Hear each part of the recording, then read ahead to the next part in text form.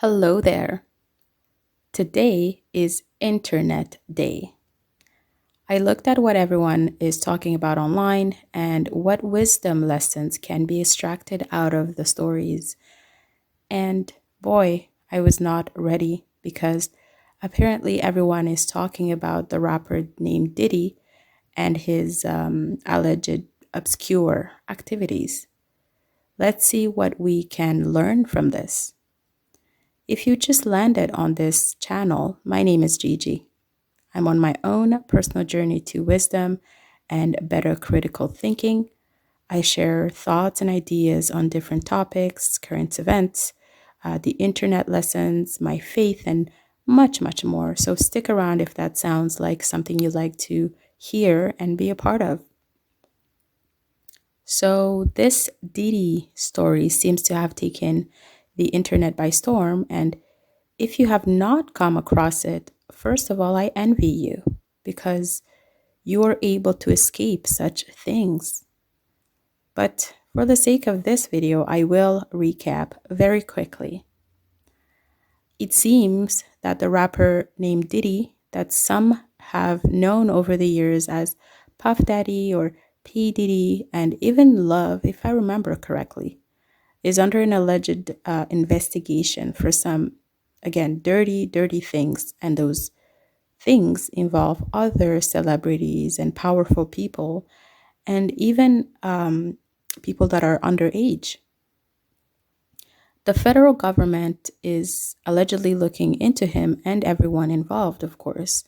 And so there seems to be panic and cover ups from his peers that, again, range from politicians, preachers, music moguls, pop stars, presidents, all of them.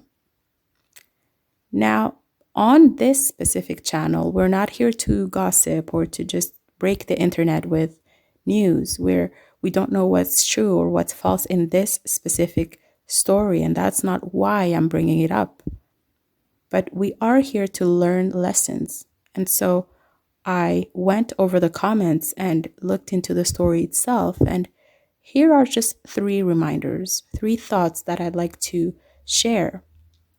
So hear me out.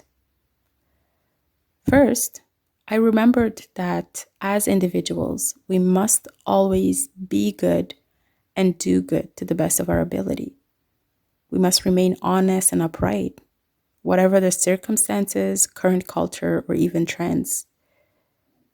When we compromise our uprightness, we're putting a ticking time bomb to our heads, as well as defiling ourselves.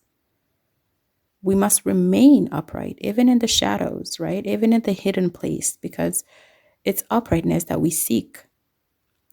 If we follow, or when we follow the right path, when we strip ourselves from evil, of all evil, we'll have nothing to fear when the light comes.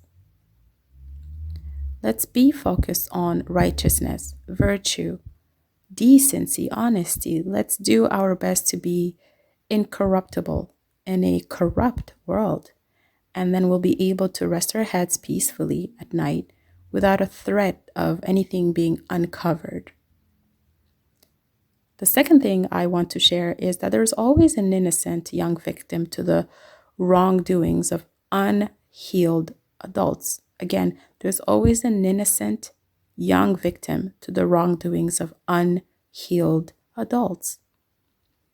Whether they're direct victims or collateral, it seems a child or many young adults suffer the consequences of poor choices made by their parents, guardians, mentors, or adults around them in general.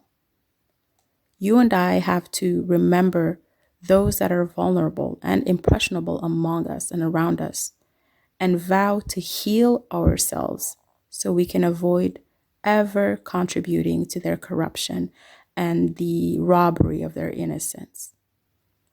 The media takes these stories and makes them clickbaits because that's what the media does. That's its job. But nonetheless, there are real people and their families behind those stories, and sometimes they're forgotten in the process. So this is what it reminded me of. Another thing I want to share is I stay convinced that there are four very powerful things in life that can be used either for good or bad, and we must choose. Those things are our time, money, sex, and power. Again, I firmly believe that we have to choose to do good or do bad with these things. Those who have been following the channel lately know exactly what I am talking about in terms of choice. So there's always a reminder for ourselves to look at what we do in our lives with these four things. What do we do when we have a little bit of money or a lot of money? Who do we become when we have a little bit of power? How do we conduct ourselves in our sex lives? And what do we do with our time when we have free time? Is this all used for good, or do we contribute to the bad? Give all those four things to an individual and they will reveal who they are, what their priorities are, which power they serve. The good news though, because there's, good news, I cannot leave you on a bad note, right? Is we can change if we realize that we need to. There is always room for improvement. There's room to seek help, to ask for forgiveness, to make things right. When we know better, we must do better. Now, as everything on the internet, of course, this story will live a couple of weeks before the world, the world forgets about it and gets tired of it and hops on the next big thing. But we have to learn from all of this. We have to, I guess, grab lessons out of it and engrave them on our hearts and in our heads, and not just consume news and stories for the sake of gossip and outrage. Anyways, so those are my thoughts. Let me know what you're thinking about. Are you following the story? Are you not following? What do you make of the internet's obsession over this story, or what lessons would you like to share with us concerning this topic? All right, that's it for me. I'll see you next time.